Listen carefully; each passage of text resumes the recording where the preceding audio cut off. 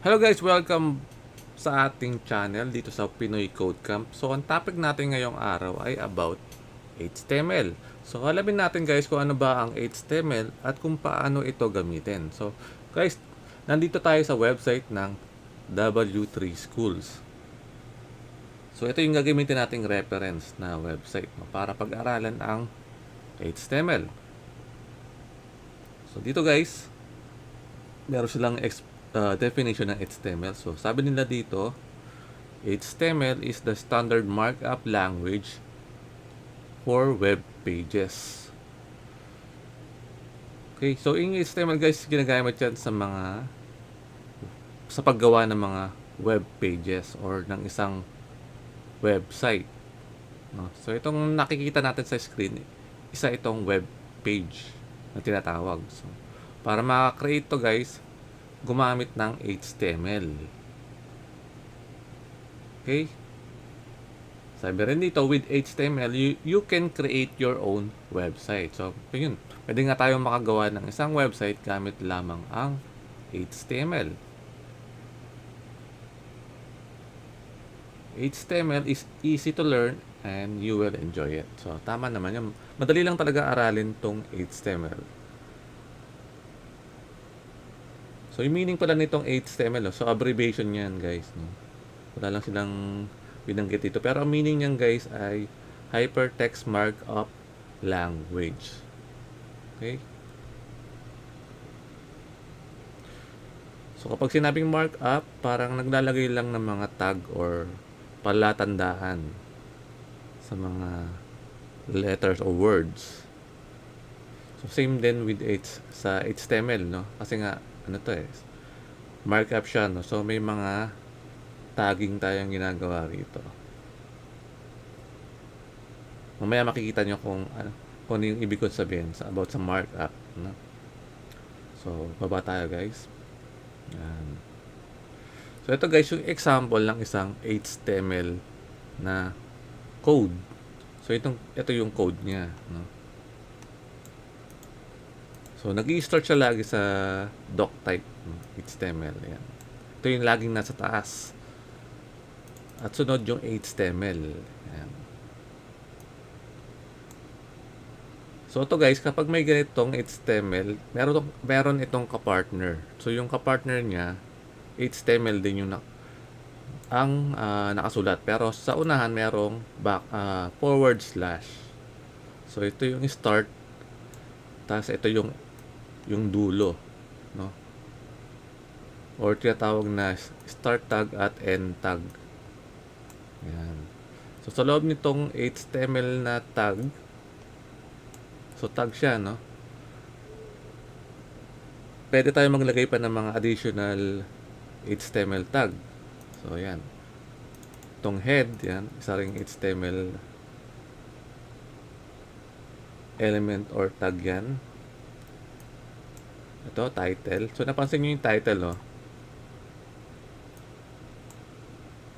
Nasa loob siya ng head. Yan. Ito yung dulo ng head. Tapos yung title, yan, nasa loob ng head. So yung dulo ng title, nasa kabila lang. At nasa gitna ng title guys, ito, yung page title. So, at sa baba, merong body. Ito yung mga importanteng parts guys ng HTML. Itong HTML, yung head, title, at body. Yan. Tandaan nyo yan guys. Yung mga parts na yan. Siyempre, itong nasa taas. Importante rin to. Itong doctype na yan. So, dito guys sa W3 School, pwede tayo mag-test ng HTML. So, click nyo lang itong try it yourself. Ayan. So, yan. Napansin nyo, no? Meron ditong editor. Itong nasa kaliwa, ito yung source code natin ng HTML. At yung sa kanan, ito yung result. Ito na yung mismong web page. Napansin nyo guys, no? This is a heading at meron ditong this is a paragraph. Ito yan guys. Ito yan. So, tayo natin baguhin. Gawin natin tong hello world. Para hindi natin tong this is a paragraph, gawin natin tong hello world din. At i-run lang natin. So napansin nyo, yan, nag-update yung ating web page. So kung ano yung sinulat natin sa gitna nitong H1 at ng P na tag, nagre-reflect agad sa web page na to. So nakikita agad natin. Ito yung kagandahan ng HTML, no? So mabilis natin nakikita yung result.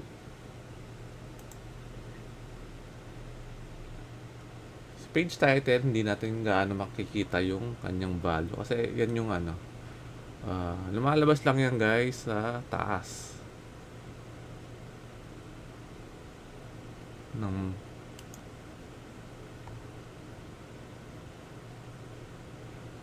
hanap tayo ng sample para makita nyo. Para tayo kung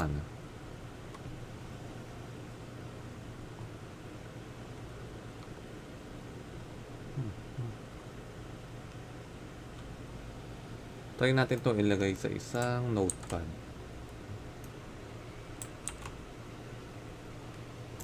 Okay guys, dito ko na ilagay yung HTML file natin. Yan.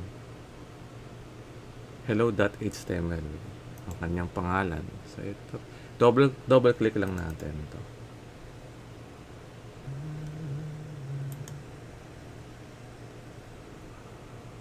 Okay, ito na siya guys, no? Litan lang natin para nakita nyo. Ayan. Okay. So ito yung ginawa nating hello world, no? Pero nasa notepad lang siya. So nakita nyo guys, ito, pansinin nyo yung nasa taas, yung page title. So yan yung title na nandito, no?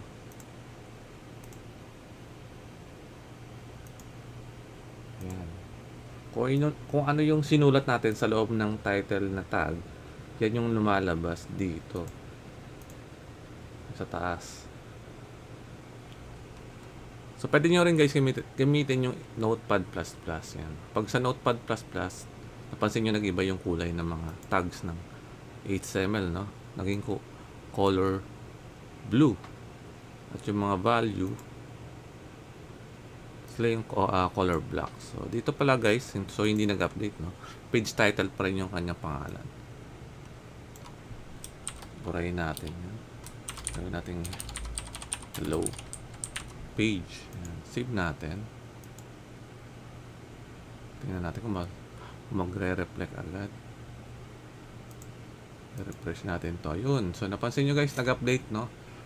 Kanina page title, ngayon naging hello page na. Yun. After natin i-update yung HTML file. Ayan.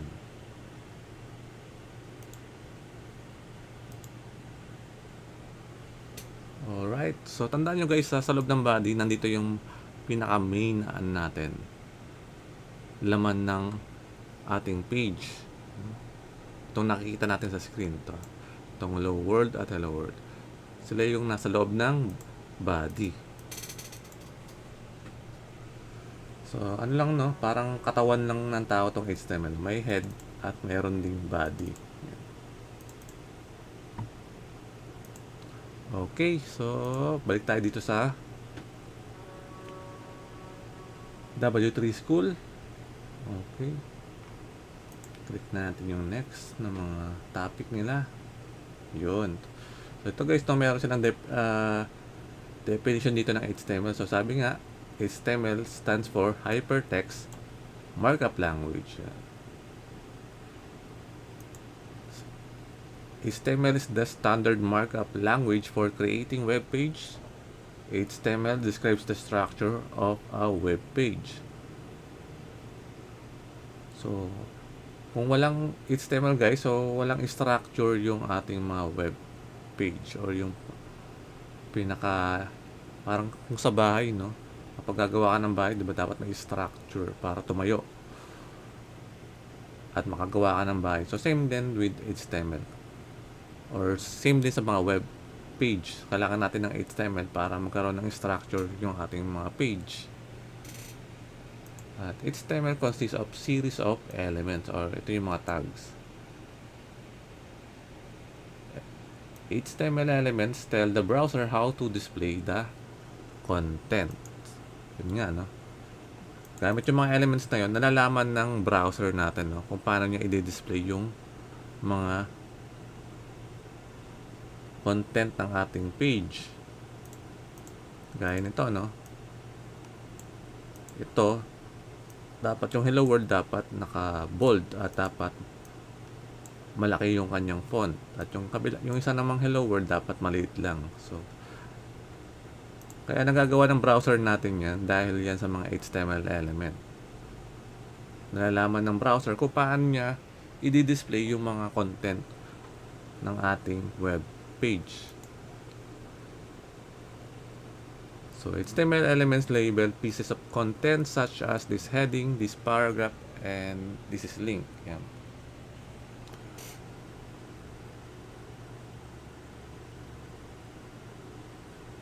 Yun nga, ito nga guys, no? Dahil sa mga HTML elements na to. Ito yung mga HTML elements. Ito mga H1, yung P, yung body, yan. Nalalaman ng browser natin kung ano yung, paano niya i-display yung mga content na to. Kung saan niya ilalagay. Dahil sa mga tag na yan, or elements. Okay, going back dito sa W3 School. So, ito yung simple HTML document na ginamit natin kanina. So, ito guys, so yung doc type, sabi dito, declaration defines that this document is an HTML5 document. So, pag nakita nyo yung ganitong element, meaning guys, ang meaning nito, HTML5 siya. Hindi na siya basta-basta HTML. Kasi may mga iba't ibang version yung HTML. No? May 1, 2, 3, 4. At ang latest ngayon, yung HTML5. So, kapag nakita nyo to, so HTML5 yung page na ginagawa natin. So, yun nga, no? Itong HTML na element na to, ito yung pinaka-root element of an HTML page. Pag sinabing root, siya yung pinakauna na element dapat. Sa loob niyan, nandun yung mga iba pang element. Nasa loob. Basta tandaan nyo guys, itong mga body, yung head hanggang body, dapat nasa loob sila lagi ng HTML na element. Hindi pwedeng nasa labas sila. Yan. So, mali yan guys. Dapat ilalagay nyo sila sa loob ng HTML na element. Kasi itong HTML, ito yung pinaka-root. Siya dapat yung pinaka-umpisa.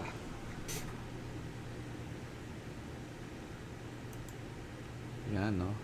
What is an HTML element? So, sabi dito, ang HTML element is defined by a start tag, some content, and an end tag. Yun nga. So, merong tag name at merong end tag, no, sa dulo. Kapag yung end tag, dapat mayroong slash, no, sa unahan.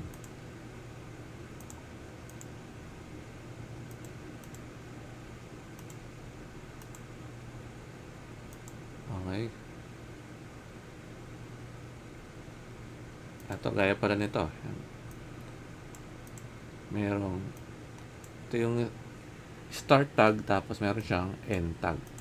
So, dapat pareho din silang H1. Ha? H1. Pero yung end tag dapat meron lang slash. At yung sa gitna nila, ito yung content. Ito yung laman ng H1. Ito sa baba, ito naman yung P or paragraph. So, ang laman ng paragraph na tag, ito, my first paragraph.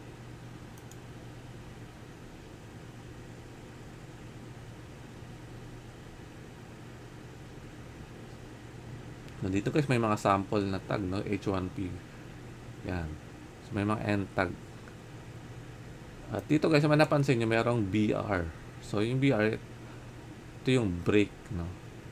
Pero siya, bawal siya lagyan ng content. Kasi wala rin naman siyang end tag. So, wala siyang kapartner na /BR. No? Kasi nga, wala naman siyang content. Ang meaning kasi ng BR, magkakaroon lang ng break or magkakaroon ng parang next line sa web page natin. Mamaya makikita nyo kung paano siya gamitin, yung BR. Basta tandaan nyo lang yung pag BR, wala siyang end tag. Okay. Punta tayo sa HTML editor. Yan. So, pwede tayo guys gumamit ng Notepad o kaya Notepad++ para makapag-create tayo ng isang HTML file. Yan. Sabi rin dito kapag gumamit ka ng text editor, mas madali kang matututo ng HTML. Kasi nga, pag sa Notepad++, isa-isa mo itatype itong mga to, di ba? Yan. So, mas madali mo siyang matututunan or maiintindihan.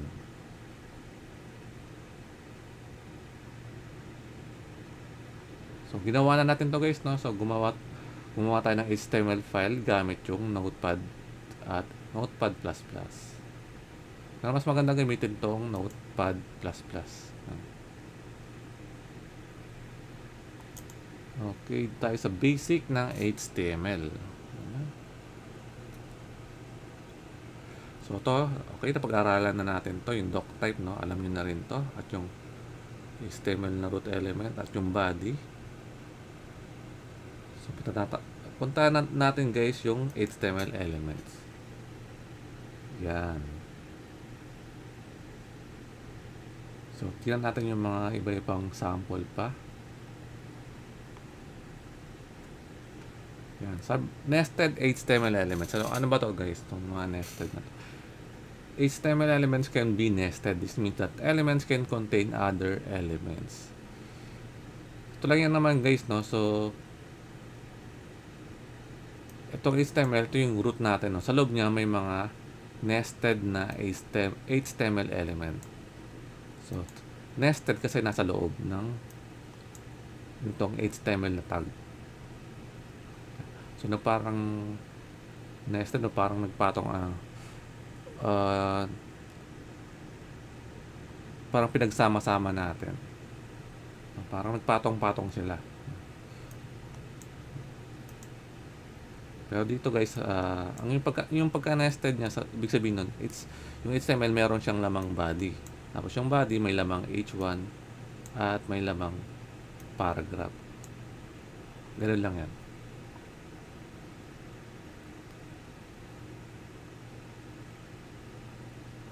Okay. Puntahan naman natin yung HTML attributes. So, ano ba tong HTML attribute naman? So, ang sabi rito, HTML attributes provide additional information about HTML element. So, ano lang siya, no? So, pwede pa lang maglagay ng attributes sa loob ng mga tag or sa loob ng mga HTML element. So, ano ba example niya?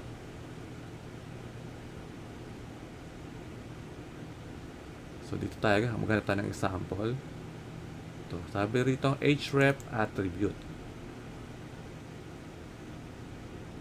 The href attribute specifies the URL of the page that the link goes to. So, okay. So, ito yung sample niya, no? Pero ditong A na tag or element. At Sa loob ng A, nakita nyo, no, ang laki ng A. Itong buo na to. Ito yung end tag niya. Sa loob ng A, meron siyang attribute na href. So, yung href, anong value nun? So, equal siya dito sa web, https w3schools.com. So, ito yung kanyang value. Ito yung value ng href. No? So, tandaan yung, ito na yung format ng naman yun. No? Attribute equals, tapos yung value. So, lagi mayroon yan. Dapat no laging may equals. Yung attribute. Then, yung value na. So, marami pa yan guys, no? Itong mga attribute na yan. So, check natin yung iba. Bukod sa href, meron ding src or source attribute. So, ginagamit siya guys sa image. Sa img. Para may specify yung path ng image. No? Meron tayong JPEG na image ito. So, image girl.jpg. So, sa loob ng image na element, gagamit tayo guys ng src na attribute or source. So equal sa kung nasaan yung JPEG file natin. Tuturo lang natin kung nasaan siya. So pwede itong path, no? Pwede mahabang path yan. Parang directory. So dito, diretso lang. Nasa loob siya ng ito lang agad. So wala siyang hindi siya nasa loob ng isa pang folder. So try natin to guys. Click natin para malaman yung kung paano gamitin yung image na element. So yan, no. Pansin nyo guys, meron ditong image na element at meron siyang attribute, no. Ilang attribute ang meron siya? 3. Itong source, width, tsaka height. Yung source, ito yung image natin, itong nasa kung ano yung nakikita natin dito, no, na image. At yung width niya, yan, kung gaano kalaki itong ating image na to. No. Try natin ibahin yung width guys. Gawin natin 300 at ito ay 400. Run natin. Ayan. So nakita nyo, nagbago yung width tsaka height ng image. Kasi binago natin yung attribute na width and attribute na height. So yan yung paggamit guys ng image. So ngayon alam nyo na kung paano nagkakaroon ng image sa loob ng mga website, no. So gumagamit sila nitong image na element. Okay. Balik tayo sa W3 School.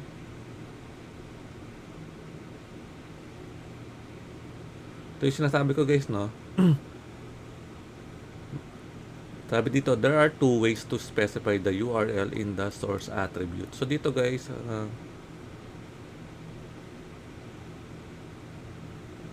ang ginamit dito ay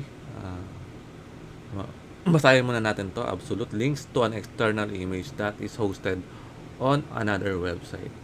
So kapag yung image ng na JPEG ito nasa ibang website, pwede nating lagyan ng isama yung URL ng website. So itong JPEG na to nasa loob pa ng isang folder, itong image. So folder lang naman. Tapos yung image na folder nasa loob ng isang buong website. Ito yon, W3 School. So pag ganyan, absolute URL yan. At meron pang isang URL na ginagamit para ma-specify yung source attribute, para ma-specify yun natin yung URL na value ng source attribute. Ito naman relative URL. Sabi dito, links to an image that is hosted within the website. Here, the URL does not include the domain name. If the URL begins without a slash, it will be relative to the current page. Okay, kapag walang slash daw guys, no, relative sa current page. Ibig sabihin, kung nasaan yung location ng page na yon, nandun din yung image girl.jpg. Kunyari, dito, no? Kunyari dito, guys, kung nasaan yung hello.html natin, nandito rin dapat yung JPEG na file. Dapat magkasama sila sa isang folder. Yan. Yan yung relative, no? Sabi rin dito, if the URL begins with a slash, it will be relative to that domain. So, example niya dito, guys, yung source niya equals sa /image. So, nasa loob yung JPEG file natin, or yung ating image, nasa loob pa ng isa pang folder. Nasa iba pa siyang directory. Pero dito, guys, wala siyang walang nilalagay na URL ng website kasi ibig sabihin itong images na folder na to nasa loob din ng kung saang website man siya, no? Kunyari nasa google.com, andun yung folder natin.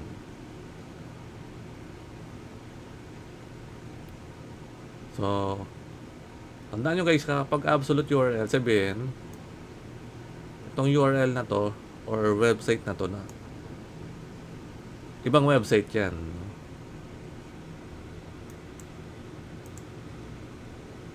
Kunyari ngayon nasa tayo? Nasa W3 School, no? Pwede kasi mag-display si W3 School dito. Kunyari itong image na to nakita natin. Pwedeng nasa yan? Pwedeng nasa ibang URL yan. Hindi sa W3 School. Pwedeng nasa nasa pixel.com, no? Na website. Wala siya mismo sa W3 School. Pero kung yung image na to nasa loob ng W3 School, so hindi na natin kailangan ilagay pa yung URL, no? Gaya nito. Hindi na natin kailangan ilagay pa yung URL ng W3 School. Kasi nga relative naman. Relative URL siya. Yung image na yon nasa loob lang din ng website ng W3 School. Sabi rin dito, it is almost always best to use relative URL. They will not break if you change domain. Yun. So, kung may mga image kayo, guys, dapat yung image na yon ilagay nyo mismo sa loob ng inyong website. Wala siya dapat sa ibang website, no? Dapat relative URL yung gagamitin natin. So, iwasan yung gumamit ng mga itong absolute URL. Okay. So, skip na natin itong width tsaka height kasi alam na natin kung paano siya gamitin. Alt attribute. Okay. Sabi rito, the required alt attribute for the image tag specifies an alternate text for an image if the image for some reason cannot be displayed. So, kung yung image, guys, hindi siya ma-display, ang gagawin ng web page, ito yung kanyang i-display, yung girl with a jacket. Try natin to, guys. Click natin. Ayan.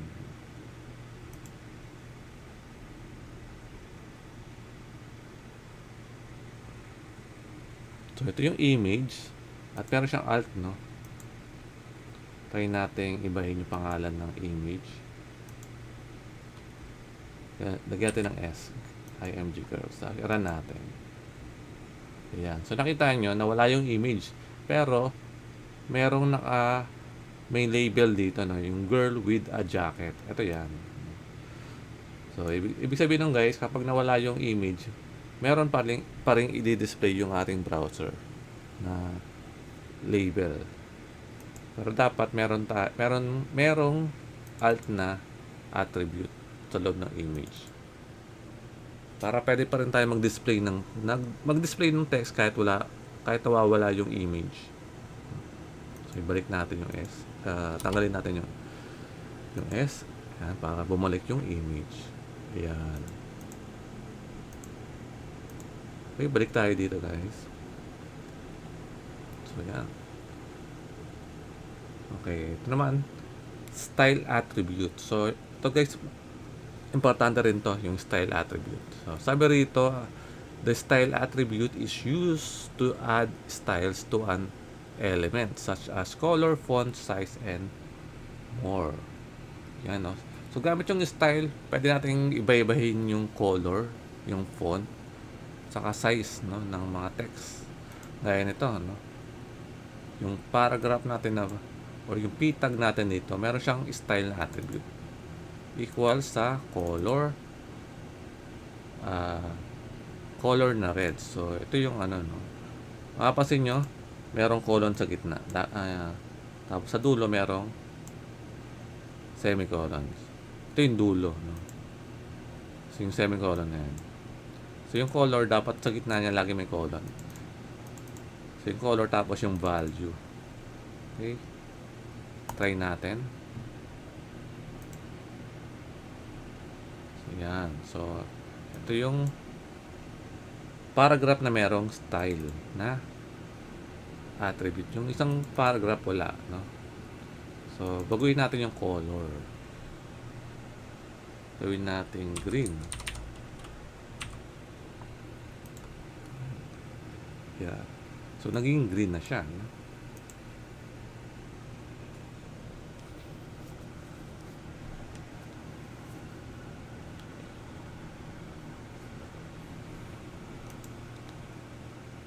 Okay.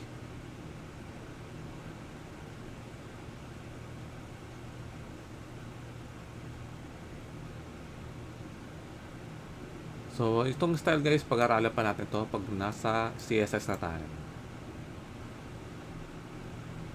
Okay, balik tayo dito. Dito naman tayo sa HTML heading. Ano ba yung mga heading na to? No? So, sabi rito, headings are titles or subtitles that you want to display on a web page. Check natin to guys, no? Ito yung sample ng mga heading, no? So, merong maliit na heading at palaki siya ng palaki.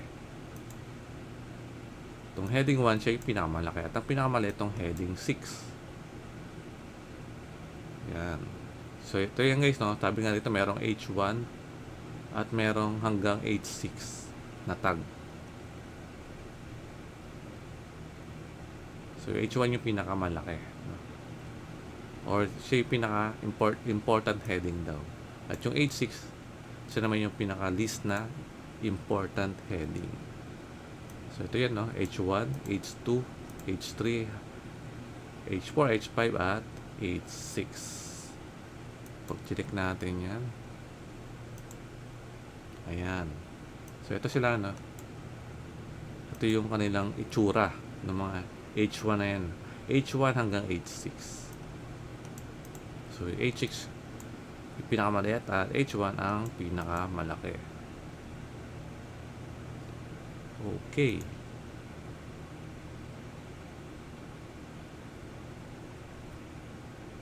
Ayan. Bigger headings. So, sabi rito, how you can specify the size for any heading with the style attribute using the CSS font size. So,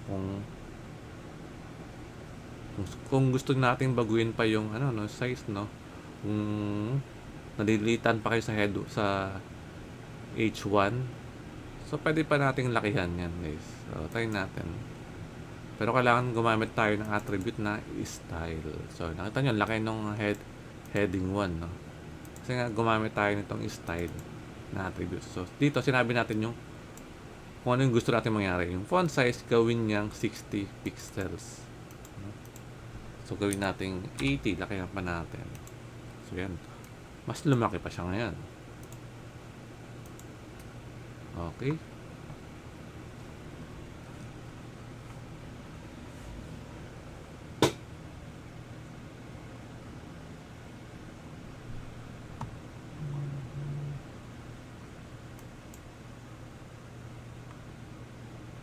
Paragraph. So, okay. Ito naman yung paragraph. Madali lang naman siya. Gumagamit lang siya nitong P na element para makagawa tayo ng paragraph. So, sabi dito guys, no, you cannot be sure to how HTML will be displayed, large or small screens create different results. So, with HTML, you cannot display You cannot change the display by adding extra space or extra line in your HTML code. The browser will automatically remove any extra spaces and lines when the page is displayed. So, tingnan natin kung anong ibig sabihin niya dito, guys. Ito, meron siyang sample dito na mga paragraph. So, yan. Yung iba nasa next line na. Yung iba may space. Check natin to, guys, kung ano ang itsura nito. Ayan. Napansin nyo, guys, no? Ito siya. Paragraph. Pero yung sa loob ng HTML file natin, yung code niya, guys, no? Napansin nyo, iba yung itsura. Kung ano yung nasa web page na or kung paano na dinidisplay ng browser yung ating web page. So kahit dito, guys, kahit hindi yan sunod-sunod, kahit naka next line yan. So ang ginagawa ng browser, tinatanggal niya yung mga white space na tinatawag, itong mga extra line na yan o yung mga new line. So kahit ano yan, hindi sunod-sunod, ang gagawin ng browser pag ano yan, pag nasamahin niya sa isang linya lang, isang one line lang sila para mas madaling basahin, no? So pina-format na ng browser basta nasa loob sila nitong p element.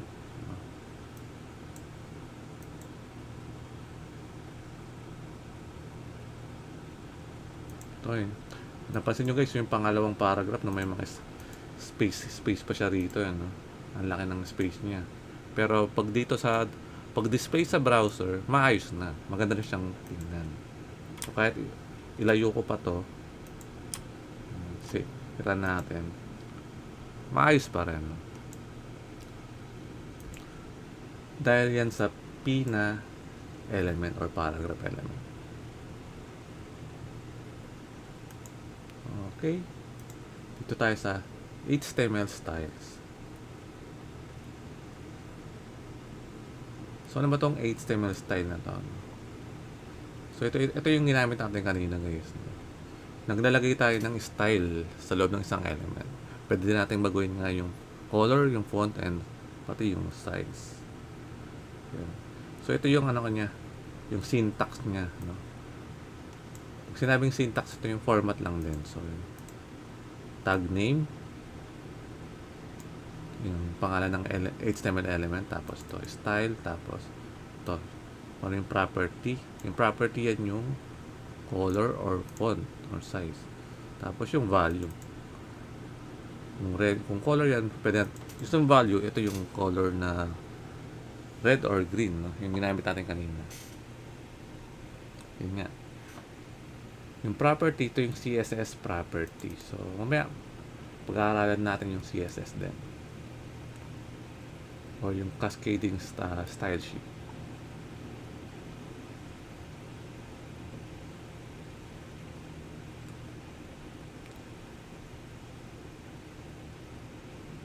So ito, guys, ito pa yung isang sample ng CSS, yung background color. So pwede natin siyang gamitin sa style. Ito yung itong background color is ano siya, property rin siya na pwede natin gamitin sa style. So ito yan, background color, tapos powder blue yung kulay niya. Okay, patik natin yung kaninang sample dito. Ayan, so ginawa niya rito, guys, no, yung H1 nilagyan niya ng background color na powder blue. Ito yan. Tapos yung next paragraph, nilagyan niya ng background color na tomato. Tomato na color. Okay. Ito naman tayo, guys, sa HTML formatting. So ito yun, no? Ito yung mga formatting niya. Una rito yung bold text. So kung gusto natin maging bold yung text, so gagamit tayo nitong B na element. Ayan. Same lang din siya with strong, no? important text, magiging bold din yung element kapag gumamit ka nitong strong. Pag gusto natin na italic, so itong I. EM naman kapag gusto natin i-emphasize. Yan, meron ding mark text, small text, deleted text, inserted, subscript, and superscript. So, check natin yung mga example na to. So, sample dito. Try natin to. So, sample nyo rito, yan. Yan, this text is bold. Nasa loob siya nitong B element or bold element. So kaya siya naging bold. Ito naman normal text lang. Ito, naka-normal text siya. Try natin guys, gamitin naman yung strong. Palitan natin yung B ng strong. Sit. I-run natin. Yan. So, same lang din. B or strong, pareho lang.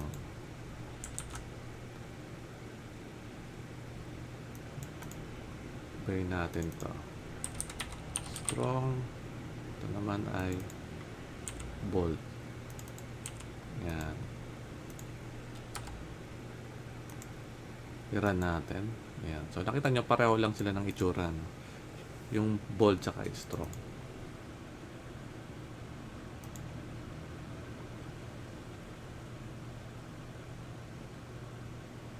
Okay, dito naman tayo guys sa quotations. Ano ba itong quotations? Okay. So, ito, meron siyang mga HTML element na black quote. Yan, sa mga quote, abbreviation, address, site, and video. No, check natin tong example nila.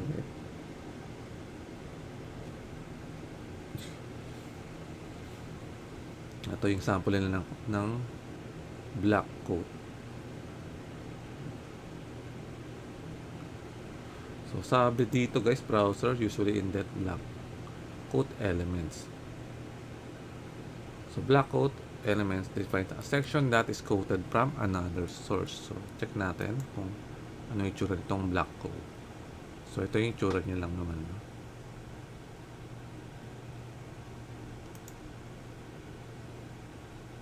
So, ito yung P. Ito yan sa taas. At ito yung quote. So, kapag naka-quote, tama, no? Naka-indent nga siya. Ini-indent. Mayroong indentation na ginagawa. Yung browser. Okay. Ito tayo sa Q na element or quote malamang to. Ito nga. The HTML Q tag defines a short quotation. So, check natin tong example nila dito about quotation. Ayan. So, ito yung Q, no? Sa loob ng Q, ito yun, build a future. So, ito yung build a future where people live in harmony with nature. So, napansin nyo guys, merong quotation na nilagay yung browser. Dahil, naglagay tayo ng Q na element or quote. So, yan yung ginagawa ng browser. Kapag gumamit tayo nitong Q element. Okay. Naman, abbreviation. Okay, the abbreviation tag defines an abbreviation or an acronym. So, check natin yung example. Ano yung itsura niya? Okay.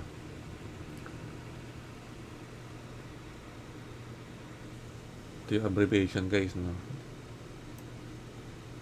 Sa loob ng abbreviation, ito yung content niya, yung WHO. Tapos meron siyang attribute na title. Abbreviation. Dito yung meaning ng WHO. So, kapag yan. So, ginagawa niya, may dotted, karoon ng dotted line. Pansin niyo. Tapos, kapag nag-hover yung mouse natin dito, yan. Lumalabas yung title or yung meaning ng WHO, yung World Health Organization.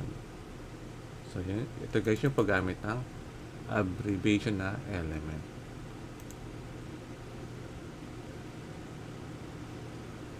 Ito naman, meron ding address na element or tag. It defines the contact information for the author, owner of a document or an article. Okay, check natin guys, no? Ano yung itsura ng address na tag. Ayan. So, ito yung tag natin, yung address. Sa loob niya, ayan. Ito, no? So, naka-ano siya, no? Naka-italics. Yung pagkakasulat ng o yung pagkaka-format ng browser natin. Ginagawa niyang italics yung mga letra kapag nasa loob ng address na element. Okay. Ito namang site. Sabi rito, tag defines the title of a creative work. So, okay. So, text inside element usually renders in italics. So, check natin. Ano yung tsura niya.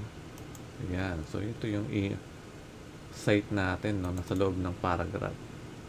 Ang naka-site yung word na the screen. So, ito yun, no, the screen. Ito yung nasa loob ng site na element. So, naka-italic siya.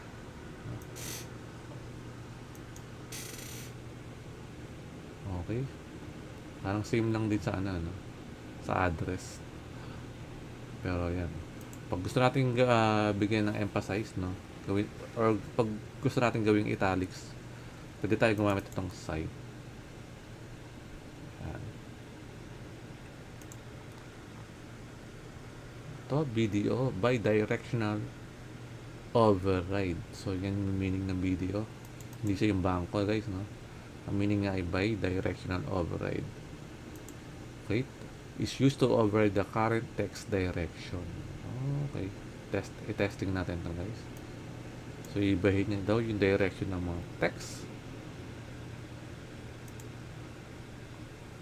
Tingnan natin. Hanapin natin yung video. Ito yung video, no? So, this line, ito yung kanyang value. So, yung value ng ating video, meron siyang attribute na dir equals to RTL.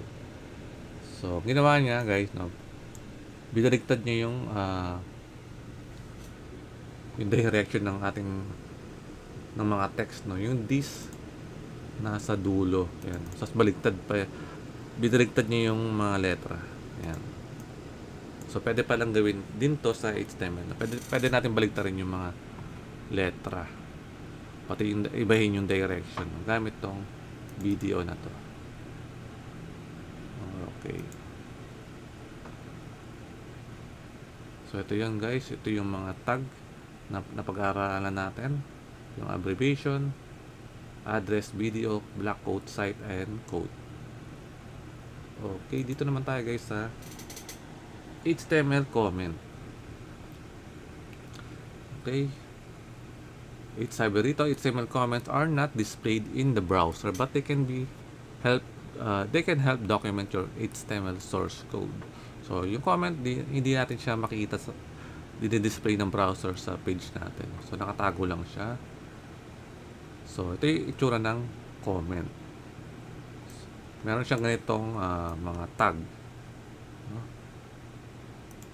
Itong greater than, tapos exclamation, tsaka dalawang dash. Sa dulo, parang merong arrow, no?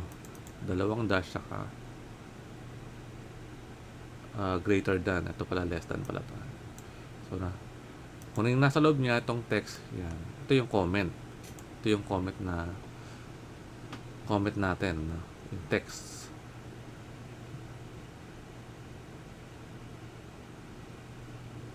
So, tandaan nyo yung itsura ng comment, guys. Na pag gusto nyo maglagay ng comment sa inyong HTML tag, or sa inyong HTML page.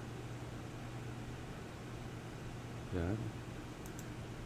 Testing natin to, guys, itong sample na to na mayroong comment.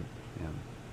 So, napansin nyo, ang di-display lang sa page natin itong this is a paragraph, pero wala itong wala yung this is a comment, saka comments are not displayed. Yan.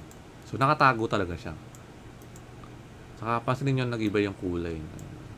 So hindi siya kapareho nito. Yan. So, tandaan nyo guys, kapag nasa loob nitong mga comment na tag, hindi yan i-display sa page natin. So, nakatago lang siya.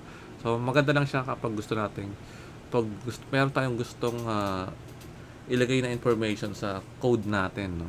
Para hindi natin makalimutan. So, pwede natin i-note dito yun. Parang note din siya, yung comment na yan. Ini-explain natin kung para saan to. Yung kung bakit meron siyang ganitong element. So, pwede natin lagyan ng comment para mas madali nating maintindihan yung purpose ng HTML element na yan. Kung anong ginagawa niya. So, yan yung ginagawa ng itong comment na to. Parang dinodocument niya yung ating HTML code. Okay.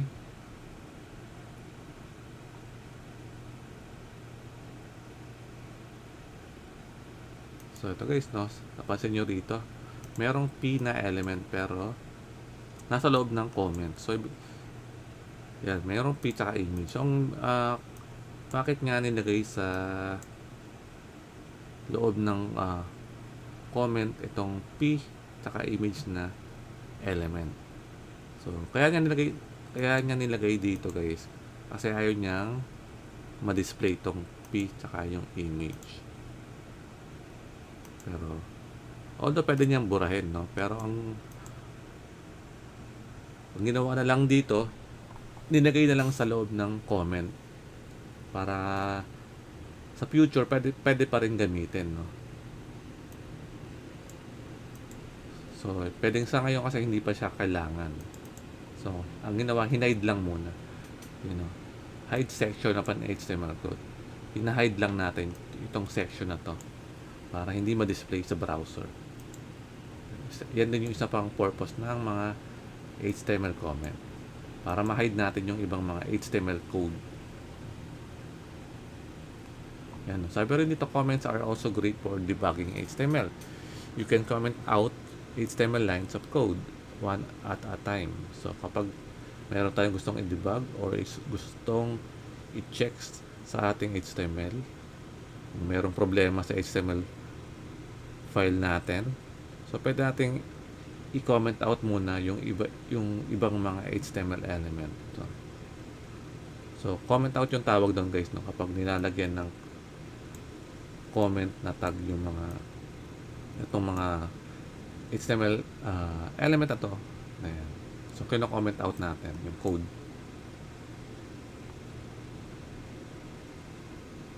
Meron pa rito. Okay, yung comment pwede rin pala sa loob, no? Tawag niya nga inline content. So, ibig sabihin ito guys, itong great text hindi yan madi-display kasi nasa loob siya ng comment. So, natago. Alright, dito naman tayo guys sa colors. Okay. HTML colors are specified with predefined color names. Yan, RGB, hex, HSL, RGBA. So, hindi naman importante pag-aralan natin itong mga meaning nila. No? Basta mga kulay yan guys. Yan yung mga standard na kulay na ginagamit ng mga browser. Sabi rito guys, HTML supports 140 standard color names. So, ang dami, no? Halos lahat ng kulay kayang pwedeng gamitin sa HTML. Yan. Gaya nito, no? Yung kulay, no? Dodger blue. Tomato. Meron pang iba, guys. Hindi lang yan. Yan, to. Color values. Yan, to.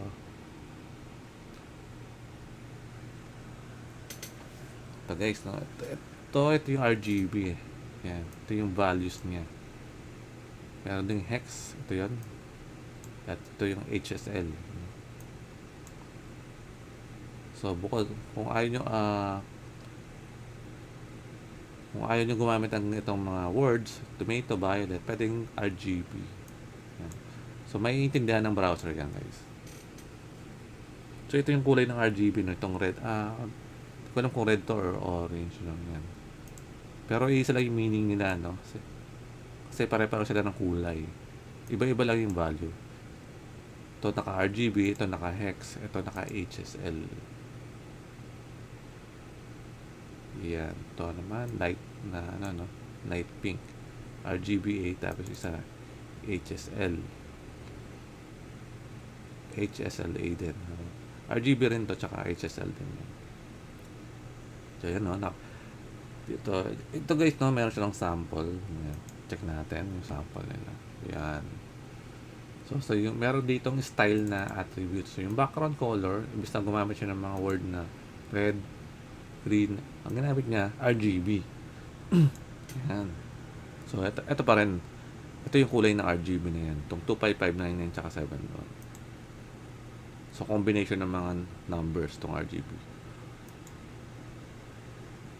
At yung hex, ito naman.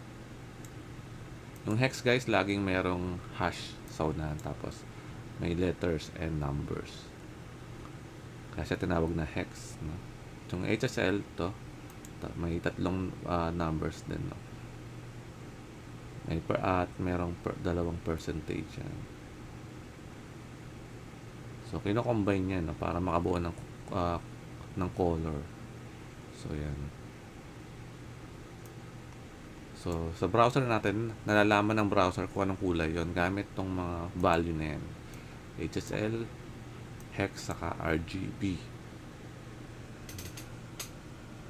So, pero ito yung madalas, guys, na ginagamit sa mga website, no? Itong hex. Kasi ito, mas simple. Okay. Balik tayo rito. Ito naman tayo sa HTML style CSS. Yan, ito na, guys. Ito yung CSS.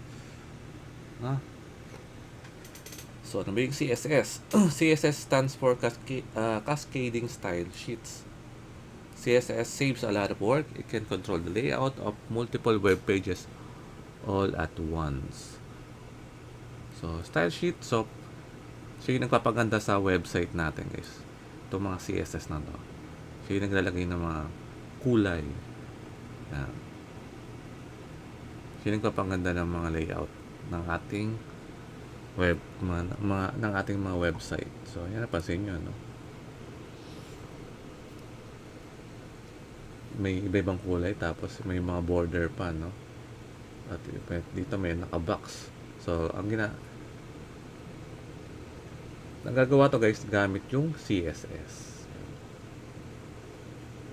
So, what is CSS? Cascading Style Sheet. It's used to format the layout of a web page. So, ginagamit siya pang format ng layout ng ating mga web page.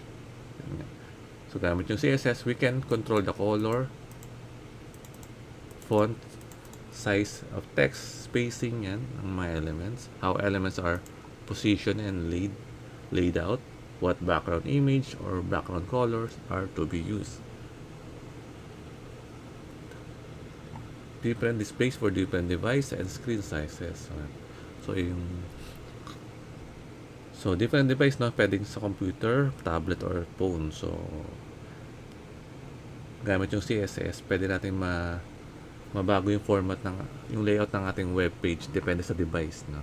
Kung naka-mobile ka or gumagamit ka ng tablet or ng PC.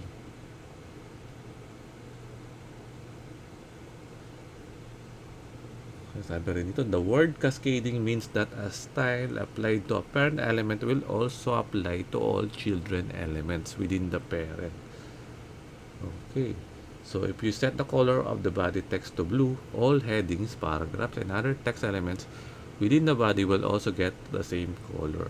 So, kaya pala siya tinawag na cascading, no? Kasi kung ano yung nakaset sa root element, pati yung mga child element, ganun din yung makukuha nilang kunyari kulay, no? Kung yung kulay ng parent element, yun din magiging kulay ng ibang mga child element.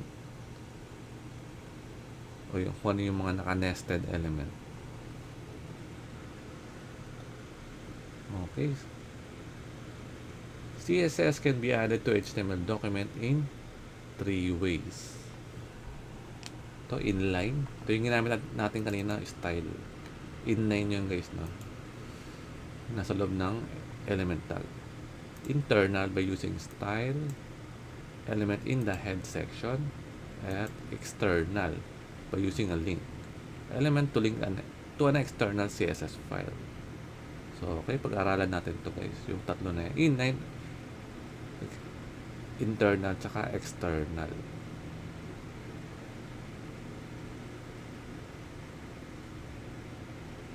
So, ito guys yung inline, no? Yan, nakita.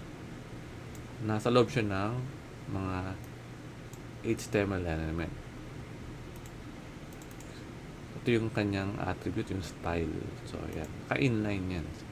Inline CSS yung tawag dito, guys. Okay, dito naman tayo sa internal CSS. Sabi rito, an internal CSS is defined in the head section of an HTML page. The following example sets the text color of all the H1 elements to blue, and the text color of all the P element to red. So, check natin to guys. Ito yung example nila dito. Ito yung internal CSS. So, sabi, hanapin natin yung head. Dapat sa loob ng head, merong style na element. Ito na, no? Hindi na siya naging attribute lang. Isa na siyang element talaga. HTML element. Itong style. At meron din siyang end tag, guys. No? At sa loob niya, andito yung mga, yan, mga property. Sinasabi niya rito, no? Yung body, ito yan yung body.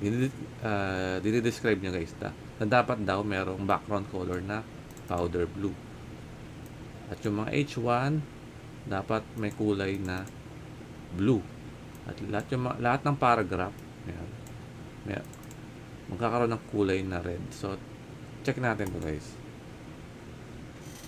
Ayan. So, ito nga.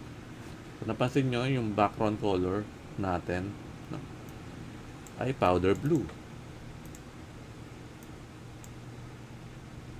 So, yung background color ng ating body, ito yung buong body na yan, no? Nakita nyo, iba yung kulay, naging powder blue. Kasi yan yung body. At yung mga H1, dapat ang kulay nila ay blue. So, yung H1, ito yung H1. So, tama. Ang kulay niya ay blue. At yung mga paragraph, dapat red. So, ito yung paragraph. At ang kulay niya ay red. So, yan guys yung tinatawag na internal CSS. No. At yung pangatlo, yung external CSS naman. An external CSS style sheet is used to define the style for many HTML pages. So, okay.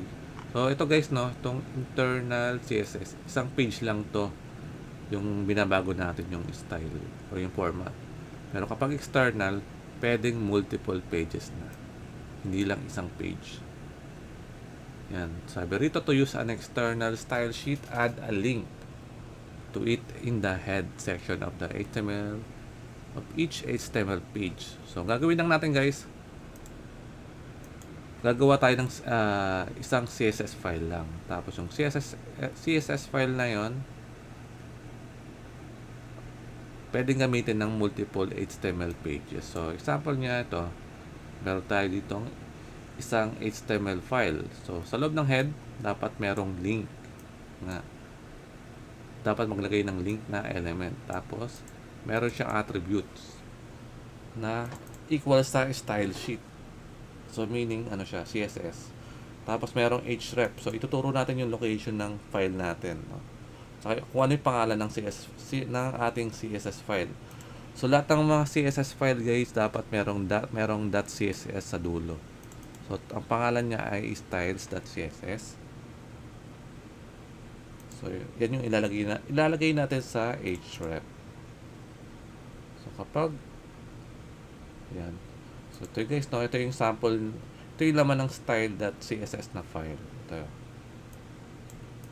Body, tapos may h1. So, napansin nyo guys, no? Body, tapos merong na curly brace. Yan. Dapat merong open curly brace, tapos meron din closing. Sa loob niya, andyan yung mga property. Kaya nitong background color. Okay? Yung isang ganyan, para lang sa body yan. Itong next naman na guys, itong H1, meron din siyang mga curly brace na open at close curly brace. So, yan.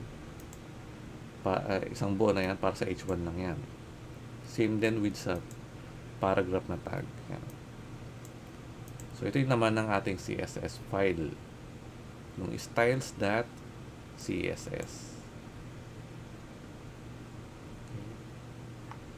Try natin buksan to. Try natin. Yan, no? Nakita nyo. Nag-iba yung itsura, no? Pero wala tayong dinidepend dito ng mga background color. Ang ginawa lang natin, guys, gumamit tayo ng external CSS. So, merong file na styles.css, pero nasa ibang, siya. Hindi siya kasama dito sa loob, no? Yung values nito na, ibang file talaga to guys, no? Nag-create talaga ng isa pang file. Tapos, nire-reference lang natin dito sa loob ng HTML. Tinuturo lang natin. Inasabi lang natin sa HTML na file na to na, hoy, meron akong ginawang CSS file, gamitin mo yon. At i-apply mo dito sa web page na to. Yan. Para magbago yung kanyang kulay. Para magbago yung kulay ng body, ng H1, saka ng paragraph. Yan. So, ito guys yung paggamit ng external CSS.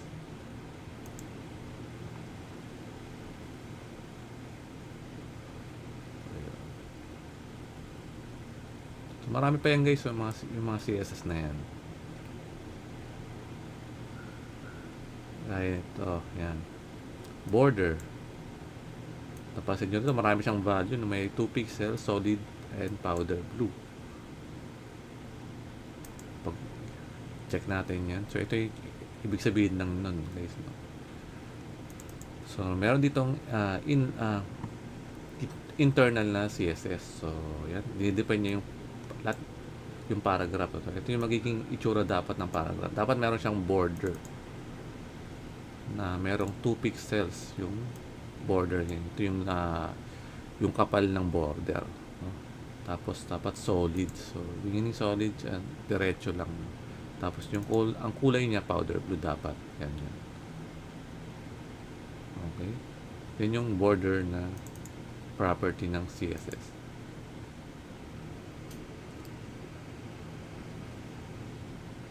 So, boss na CSS guys, pwede na maglagay ng padding.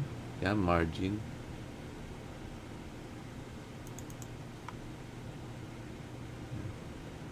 Tingnan natin kung itsura ng ng padding tsaka margin. Yan. So, ito guys yung padding.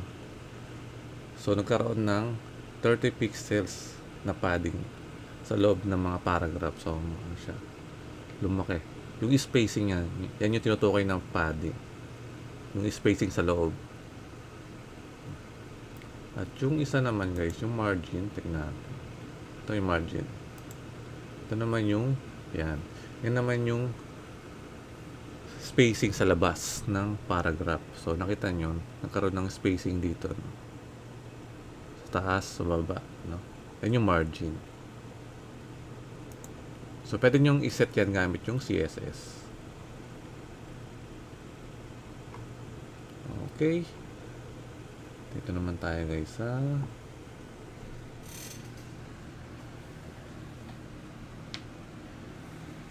so, pili tayo dito guys. Ito maganda to. Itong tables. Yan. So, gamit sa HTML guys, pwede rin tayo maglagay ng mga tables. So, maganda itong mga tables na meron sa HTML. So, ito yung kanyang mga tag. No? HTML, tapos may table row, may th or table header. Yan. Check natin to guys. So yan. Ito yung sample na table, no? So sa loob ng table guys, pwede tayo maglagay ng style. Yung width niya 100% sabihin. Kung gaano kalaki yung page, ganoon din kalaki yung table. At itong mga column header na yan, ito yan, yung TH, no? So merong tatlong TH dito. Yan. Company, contact, and country.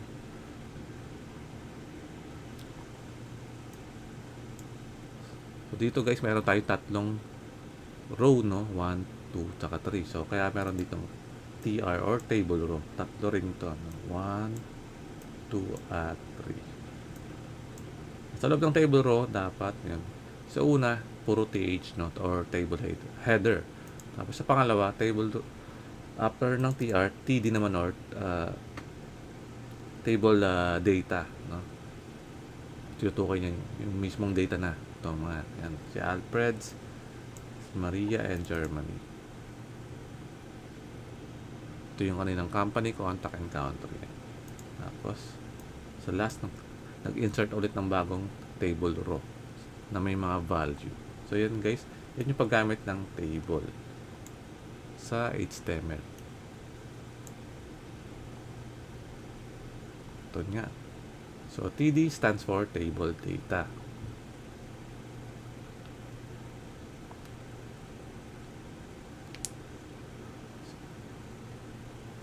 Okay.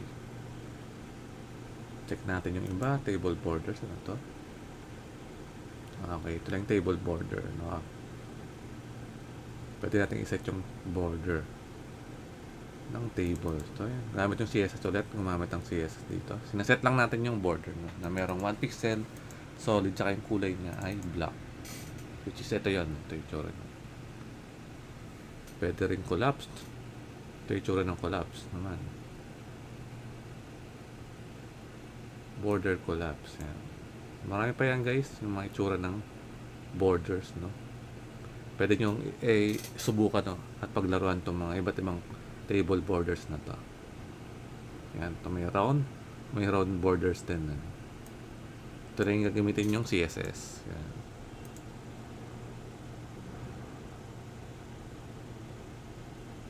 Okay, no? Ito yung iba't ibang klase ng table borders, no? Mga border style. Merong dotted dash, solid, double, groove, ridge. So marami pa yan. Pwede rin tayo mag-set ng border color. Yan. So marami tayong pwedeng gawin sa table, sa HTML table. Check natin to guys, yung HTML list. Yan. Ito naman guys yung sample ng HTML list. So sabi rito, HTML list allows web developers to group or set up related items in list, no? So kung gusto niyo magkaroon ng mga bullet items sa loob ng inyong mga web page, so gagamit tayo ng HTML list. So merong unordered tsaka ordered list. So check natin. Ito yung unordered list. Sabi rito, gumagamit siya ng yan, itong UL na tag. Tapos, yung mga item yan dapat nasa loob ng LI na tag. Gaya nito. May UL, tapos sa loob niya, yung bawat item dapat nasa loob ng LI na tag. So, coffee, tea, and milk. No? Check natin to. Yan. So, ito yung tsura niya guys, no? Yung UL or unordered list na meron siyang laman na mga LI or these items. Itong coffee, tea, tsaka milk. So gumamit siya ng itong bullet na yung mga bilog. Bullet points. At siya ay unordered. So kaya bullet bullet points yung ginamit dito. Kasi unordered siya. Yung isa naman, yung ordered list to naman. Pag naka-ordered list, check natin yung tsura. So, ang kaibahan niya guys, pag ordered list, so may numbering na. Mayroon na ang pagkakasunod-sunod. Kaya siya may number. 1, 2, 3. Yan. So, same din, no? Pero ang kaiba ng dito, kanina UL, ngayon naging OL or ordered list na. Tapos may mga LI pa rin, yung mga list items natin dito. Ito yung mga items natin. Yung coffee, tea, and milk. So, this time naka-ordered list na sila, no? May numbering na.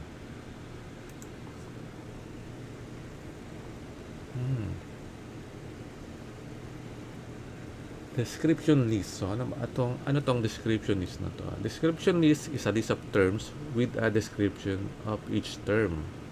The DL tag defines the description list, the DT tag defines the term, and the DT tag describes each term. So, ito yung sample niya, no? Testing natin to, guys. So, ito pala yun. So, merong DL dito. Itong coffee. Ito may laman. Meron din siya mga list items. So, coffee. Tapos DT or yung definition. No? Okay, DL is a description list. Yan. Tapos yung DT yung term. Tapos ito yung DD. Ito yung term. At ito yung description. Yung DD. Yan. Naka-indent siya, guys, na yung description. Yung mga term na sa unahan. Yung description niya, yan, naka-indent lagi. Gamit tong DL or description list. Okay. So, ito yung mga HTML list tags. So, tandaan nyo rin to, guys, no? Maganda rin gamitin to. UL, OL, LI, DL, DT, at DD. Ito yung mga tags na dapat nating tandaan kapag gusto natin maglagay ng mga list sa loob ng ating mga HTML.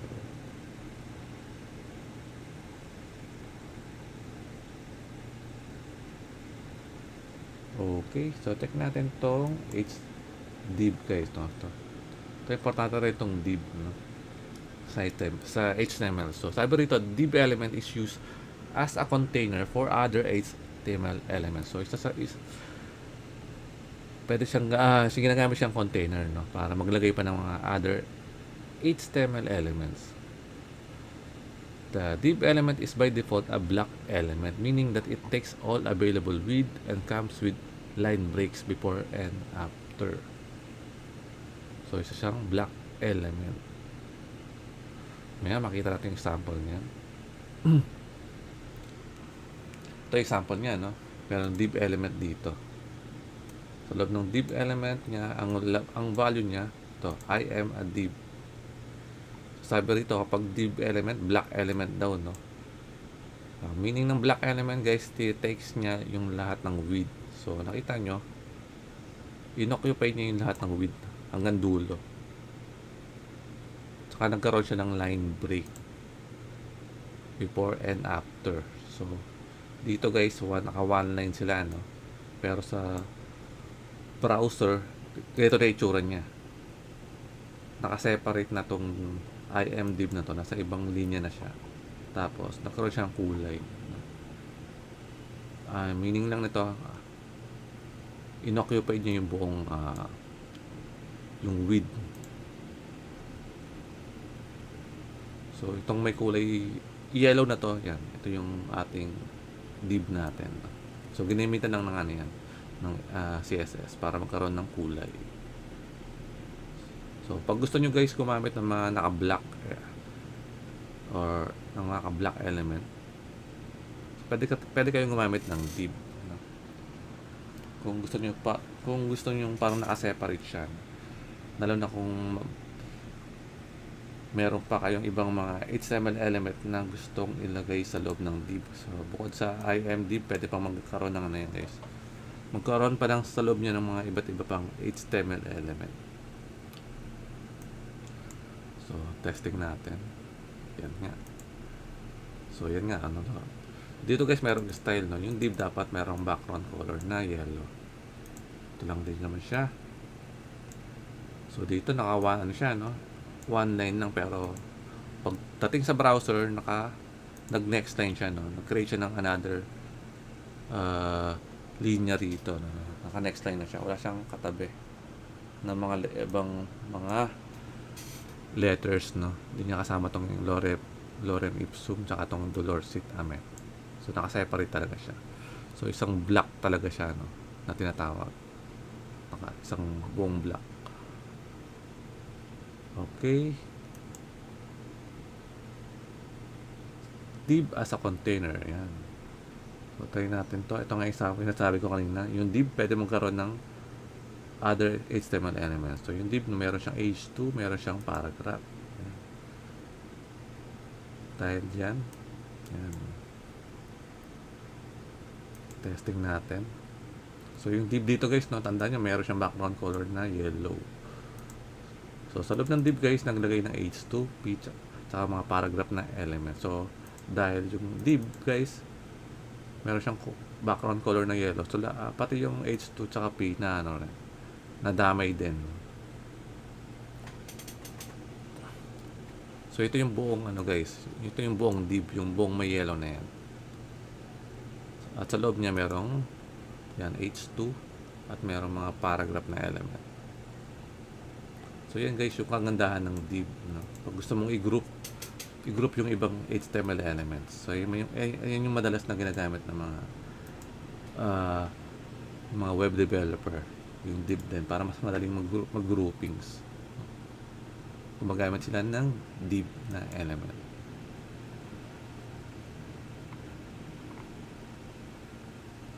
Yan, no?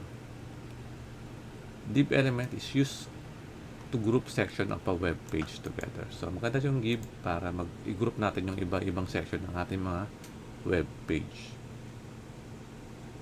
Okay, so next guys, ito namang HTML classes. So HTML class attribute is used to specify a class for an HTML element.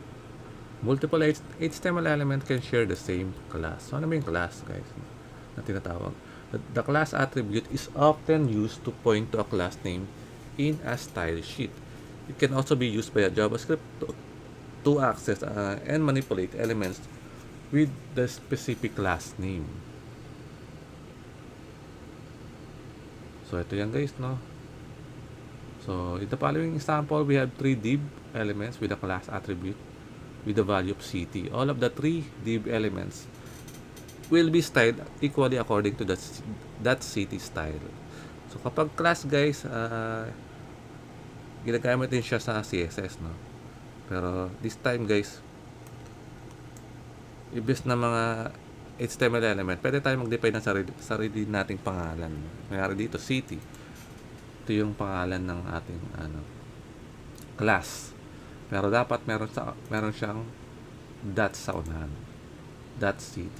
Yan. Meaning yan, isa siyang class, no? Sa loob niya, yan, gumagamit pa rin tayo. Dahil CSS to, dapat meron mga open at closing curly brace. Yan. Tapos sa loob niya, yung mga styling natin. Yung mga property tsaka value. Tandaan nyo guys, kapag class yan, merong dot sa unahan. Tapos, pwede kayong maglagay ng pwede kayong gumawa ng pangalan ng inyong class. So dito ct yung pangalan ng class natin. At sa loob ng body guys, no, or sa loob ng HTML, ito na.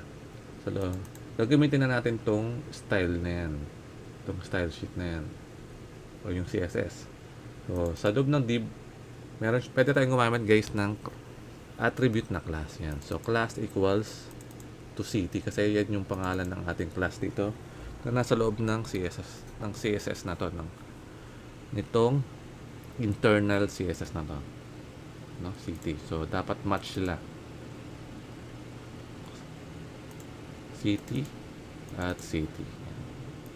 Nire-reference kasi natin. So napansin nyo guys, yung may tatlong div, no, lahat sila may class at pare-pareho silang gumagamit ng ct na class, no? So ibig sabihin pare-pareho dapat yung itsura ng kanilang background color, yung color ng kanilang mga font, yung border, yung margin tsaka padding. So nakita nyo guys, one time lang to sinulat, no? Pero pwede mo ma-apply sa iba't ibang div, pwedeng ma-reuse. Yan yung kagandahan guys ng class, no? Pwede natin ma-reuse. So try natin to guys. Ayan. So, napansin nyo, ito yung ating style sheet. No? At sa loob niya, ito yung class natin. That city. Sa loob ng mga meron tayo tatlong div. No? At meron siyang attribute na class. Tapos, ang ginagamit natin class guys, itong city. Kung ano yung dinefine natin dito sa loob ng ating style sheet. So, nakita nyo pare-pareho yung itsura nila. Kasi isang class lang yung ginamit natin. Yung city na class. So, yan guys, yung paggamit ng class sa HTML.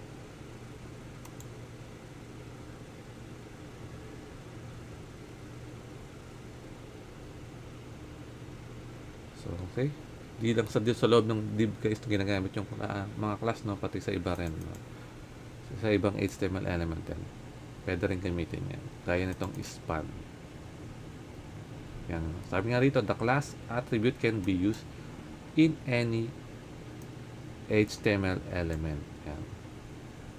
Yan. Sabi rin dito. Dito guys, the class name is case sensitive. So, ibig sabihin ng guys, kung dito puro small letter dapat. Small letter din ang ilalagay nyo rito sa mga class attribute na value. Okay, bukod sa class, meron pang isa guys, yung ID, HTML ID. Ito, sabi rito, HTML ID attribute is used to specify a unique ID for an HTML element. So, okay. The ID attribute specifies a unique ID for an HTML element. The value of an ID attribute must be unique within the HTML document. So, similar din siya guys sa sa class to. Check natin yung example niya rito. So, sabi lang dito guys, the syntax for an ID, ito yun, dapat mayroong hash character followed by an ID name. Yan. So, sa loob ng style or ng CSS, dapat yan, pwede tayo maglagay dito ng mga IDs. Kapag gagawa tayo ng ID guys, dapat mayroong hashtag or hash character. Tapos yung name ng ating ID. Ito, ang pangalan niya ay ito, my header. So, similar din siya sa class, no? Sa class lang, 'di ba, dapat ang ginamit niya dot tapos yung name ng class. Ito naman hash tapos yung name ng ID. Yan. Same lang din. Tapos pagdating sa mga HTML element, imbis na class na attribute, ID yung gagamitin natin. ID equals kung paano yung pangalan ng ating ID dito sa CSS. So, try natin tong i-run. Yan. So, yan, no? Itong ID na my header, in-apply siya guys dito sa H1. No? Kasi H1 meron siyang ID na attribute na equal sa my header. So, kaya ganito yung kanyang itsura. Yung background color, yung padding, tsaka text align. No? Dahil yan sa ID. Okay. Dito naman, okay. Sabi rin dito, case sensitive din yung ID. No? Same lang din with sa class. So, ano ba yung difference ng dalawa na yan? Ng class aka ng ID. A class name can be used by multiple HTML elements while an ID name must only be used by one HTML element within the page. Okay. So, yun yung kaibahan nila, no, guys. Yung ID, isang beses lang pwedeng gamitin ng isang HTML element within the page, sa loob ng isang page. So, ito yung example niya. Ito yung ID natin ng my header. At meron ditong class na .city. So, yung my header, ginamit lang siya guys sa H1. So, isang beses lang siya pwedeng gamitin. Pero kapag class, napansin nyo, yan, multiple times siyang ginamit. May city, isa, dalawa, tatlo. So, tatlong beses siyang ginamit. Pero yung ID, isang beses lang. So, yun yung kaibahan guys ng class saka ID. Kung ilang beses lang sila pwedeng gamitin sa loob ng isang web page. Okay.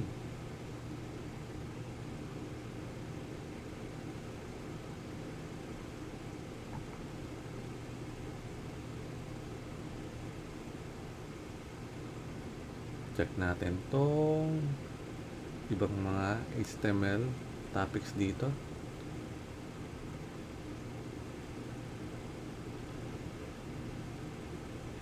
Tong layout guys, tingnan natin. So yung ibang ano guys, pwede nyo naman i-check yung ibang ano dito, topics. Pero punta lang natin yung mga importante. Yan.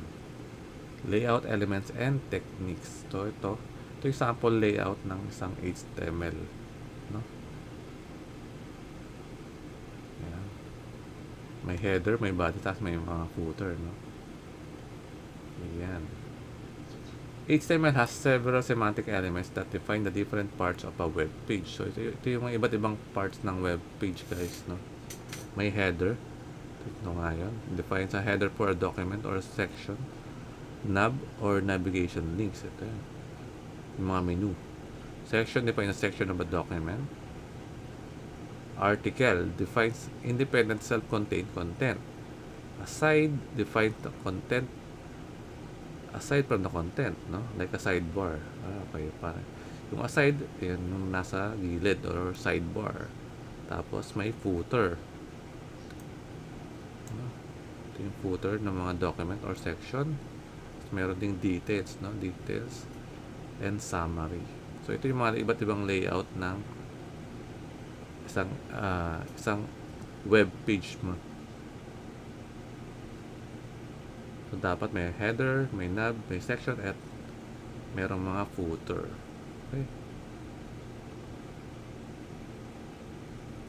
Sabi rin dito guys, if you want to create your layout fast, you can use a CSS framework. So, may mga framework din tong CSS guys. Gaya ng w3.css at Bootstrap.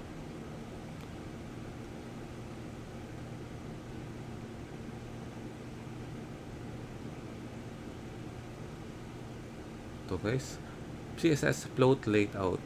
Ano nga ba to? It is common to do entire web layout using CSS float property. Float is easy to learn. You just need to remember how the float and clear properties works. Floating elements are tied to the document flow, which may harm the flexibility.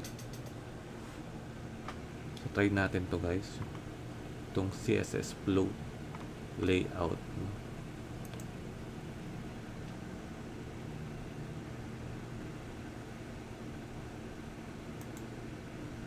So, okay, ito yung kanyang HTML5. So, meron din siyang style sa doon. Okay, meron siyang asterisk dito. Pag nakita nyo guys, merong asterisk, sabihin, apply, ano yan, para sa lahat. All. No? So, tinutukan nyo yung box sizing, naka-border box. Sa body, meron siyang gumamit siya ng mga font family dito. At nag-create siya ng style para sa knob. Sabi rito sa knob, dapat create 2 columns or boxes that floats next to each other. Ito yung guys, no? Ito yung tukoy niya rito. May 2 ano yan? May 2 columns or boxes na hati.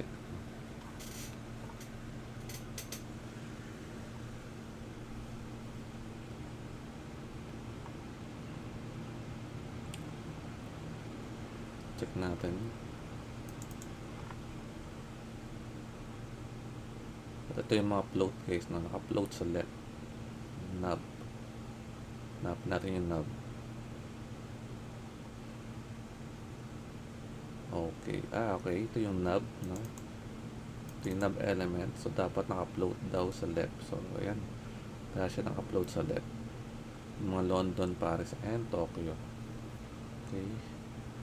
Yun yung meaning na ito, guys. Yun yung meaning nitong float left na yan. Same din sa mga article, naka-float left.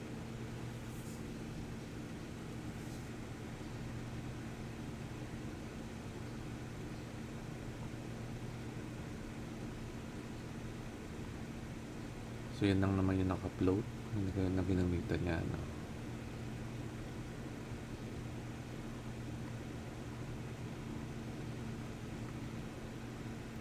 Okay. Check natin yung iba. CSS Flexbox Layout. Use a Flexbox ensures that elements behave predictably when the page layout must accommodate different screen sizes and different display devices. Okay. Check natin. Itong Flexbox Layout naman. Kung anong kaibahan niya. Hanapin natin yung Flexbox. Ito. Okay. Container for Flexboxes. So, gumagamit siya ng WebKit, display, tapos equal sa Flex, no? Yung section, gumagamit siya ng Flex or Flexbox. Hanapin natin yung section. Ito yun.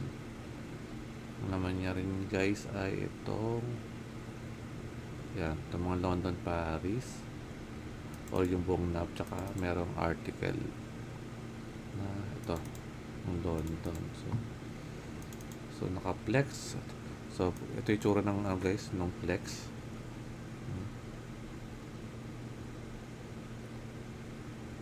Ito yung kanyang layout kapag naka-flex box.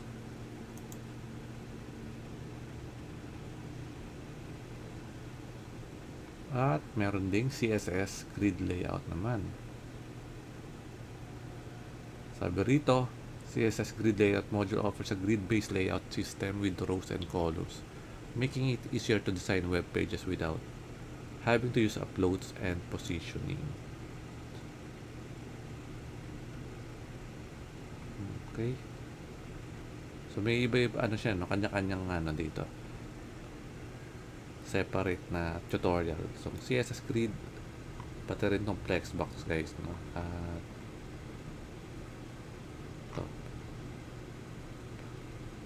Pero madalas gamitin guys na layout itong grid saka itong Flexbox na to. Check na natin yung next na topic. So yung, basta tandaan nyo lang guys, sa mga layout pwede kayo gumamit ng grid. Pag nahihirapan kayong i-layout yung inyong page, pwede nyo gamitin itong mga grid layout na yan saka Flexbox. Okay, ito naman tayo sa responsive HTML responsive. So responsive web design is about creating web pages that look good on all device. So dapat pag sinabing responsive yung ating website, dapat maganda siyang tingnan sa lahat ng device, mapa mobile, tablet, or ano man yan, laptop. So responsive dapat. So nag-iiba-iba yung layout dapat ng ating web page, depende sa device. So dapat nag-a-adjust, no? Depende sa screen size and viewports.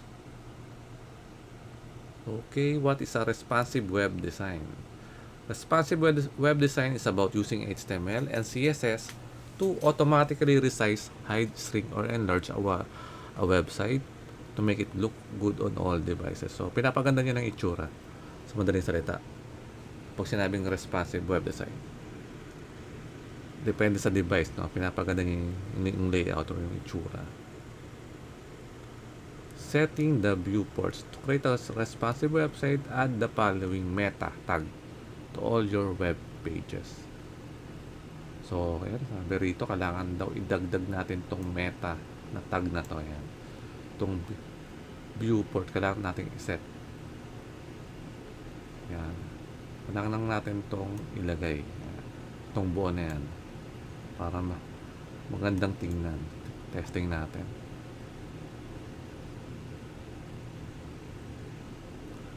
Para malaman natin, guys. I-ano ko to. I-move natin sa ibang window. Ayan. Ayan. So, ito siya, no? Meron siyang viewport, no? Ayan. Ito, meron siyang meta na tag. Tapos yung name niya ay viewport. Tapos ito yung kanyang content. So, kapag iniba-iba ko yung size ng screen, dapat na yan. Dapat nag-a-adjust yung laman ng ating page. So, nakita nyo, nag-adjust siya, no? Nilitan ko yung page. Tapos, pero nag-a-adjust yung content. So, ano rin siya, no? Nag-wrap, no? Yung mga text, yung mga sulat. Yan. Kung hinabaan ko, mahaba rin siya. So, yan lang naman yung viewport na tinatawag. So, depende sa size ng screen na dapat mag-a-adjust.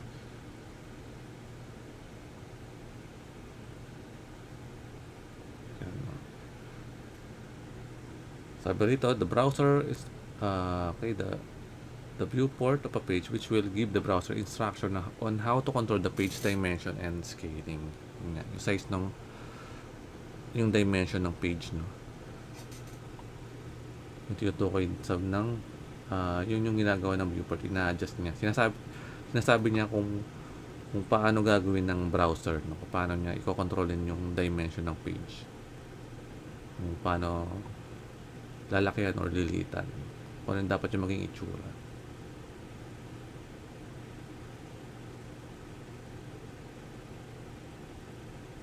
So, ito guys, no? May example siya dito. Itong isa, wala tong meta tag ng viewport. Pero itong isa meron. So, napansin nyo, mas maganda yung itsura, no? Hindi nagbago yung dito sa kabila, ang lit pala ng picture, no? Ito kasi nasa loob siya mukhang gumamit siya ng cellphone dito. So, sa cellphone, ang lit ng picture. Saka yung mga text din na mabasa, no? Kasi wala tong meta tag, no? Walang viewport. So, hindi alam ng browser kung ano yung ginagamit niya, kung anong device, kung mobile ba or PC. Pero dito, meron tong viewport, meron tong meta na tag. So, alam ng browser na mobile device yung ginagamit ito. So, in-adjust ng browser yung content ng ating web page, no? Nilakihan niya yung image at pinormat niya yung mga text, no, para magkasya sa loob ng isang mobile device para mas madaling tingnan at basahin. So, yan guys yung kaibahan ng kapag walang meta tag. So, dapat tandaan nyo, lagi nyo lagyan ng meta tag yung inyong mga web page para kahit sa device, maganda pa rin siyang tingnan. So, tawag dito guys responsive. So, nagre-response yung ating web page depende sa device na gamit natin. Responsive images. So, responsive images are images that scale nicely to fit any browser size. So, pero yung image guys, pwede rin siya maging responsive pala. Sabi rito. Okay, if the CSS width property set to 100, the image will be responsive and scale up and down. So, pwede natin set yung width ng 100%. So, depende sa device, no? Kung mobile or PC, lagi siyang 100%. Yan, gaya dito, no? Kasi siya. Sabihin mo na 100%, yung buong, kung ano yung actual size ng hindi naman actual size, pero ino-occupy niya yung buong size ng screen. Kung gano'n kalaki yung screen, ganun din kalaki yung image.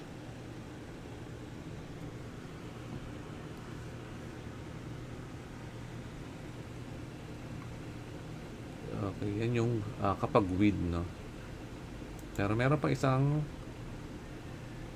dito guys, property, yung max width naman. No? Sabi rito, if the max width property is set to 100%, the image will scale down if it has to. But never scale up to be larger than its original size. So, okay. Kung kailangan niya raw mag-scale down, mag-scale down yung image. So, pwede siyang lumiit kung kailangan. Pero hindi siya pwedeng lumaki ng mas malaki pa sa original size ng image. So, yun yung purpose ng max width.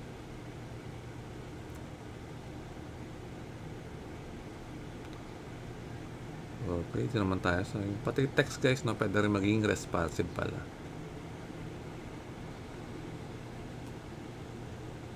Text size can be set with a VW unit, which means the viewport width. Okay. Kailangan natin gumamit ng VW na unit para maging responsive yung mga text. Gaya nito, no? Font size, meron siyang 10 VW.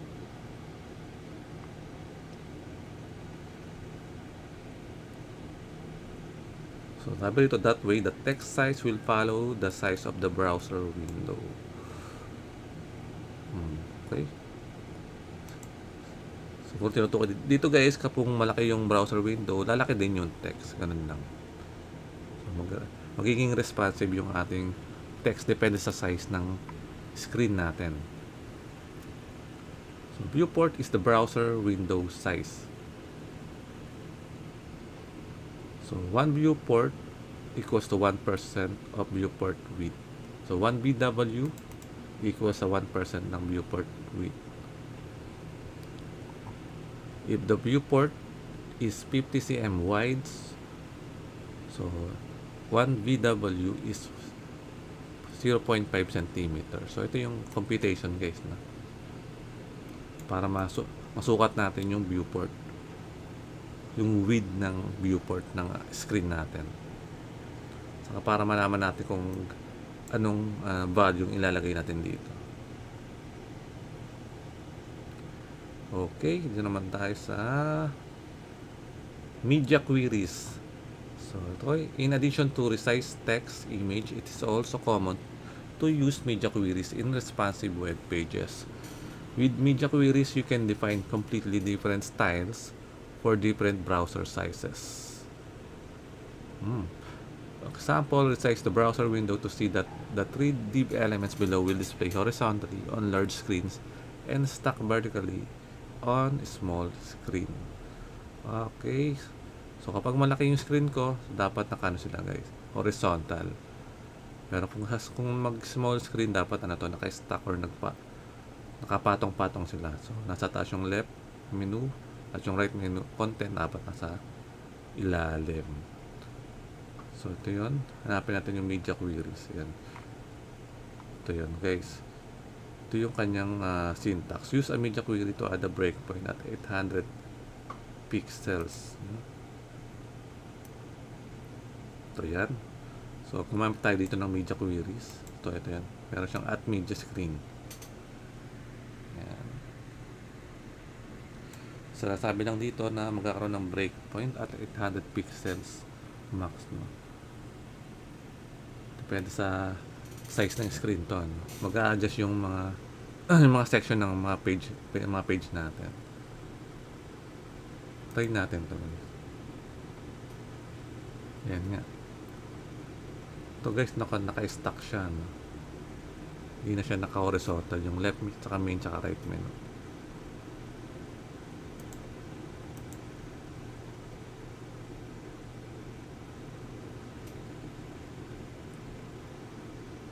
Try ko.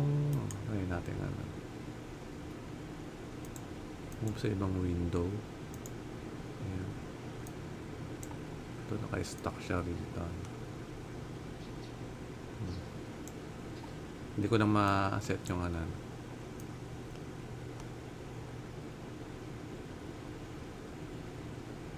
Hindi. Kasi width niya talaga is 100%. Yung left, main. Ito yung mga class guys, no? Left class, main tsaka right. Gumamit siya ng mga class dito.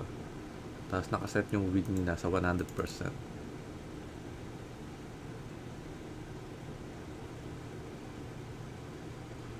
Okay, kapag yung viewport nasa 800 pixels, so mukhang naka 800 pixels yung aking viewport. Kaya nag-go 100% sila. Kaya sila nag-i-stack. Okay. Responsive web page, full example. Yan, sabi rito, a responsive web page should look good on large desktop screen and on a small mobile phone. So, tandaan nyo guys, no, kapag responsive yung ating web page, so maganda yung itsura niya kahit sa malaking desktop screen or sa maliit na mobile device or phones. Ito naman guys, ito yung mga frameworks na to, itong W3 CSS, pero di na natin gaano to pa daanan, no? Pwede nyo tong guys, self-study nyo na lang to, madali lang naman tong aralan. Kasi kailangan to kailangan nyo tong practicein din. Pero mas maganda gamitin nyo tong Bootstrap. Kaya ito yung inyong pag-aralan na CSS framework. Okay guys, so marami pa rito guys na iba't ibang HTML elements. So pwede nyong puntahan isa-isa itong mga to at testing gamit ng kanilang mga try it yourself na editor dito. So marami pa yan guys, no? So pinag-aralan lang natin yung mga importanteng mga HTML element ngayong araw. Okay guys, maraming salamat sa inyong panonood at magkita-kita ulit tayo sa mga next video ko.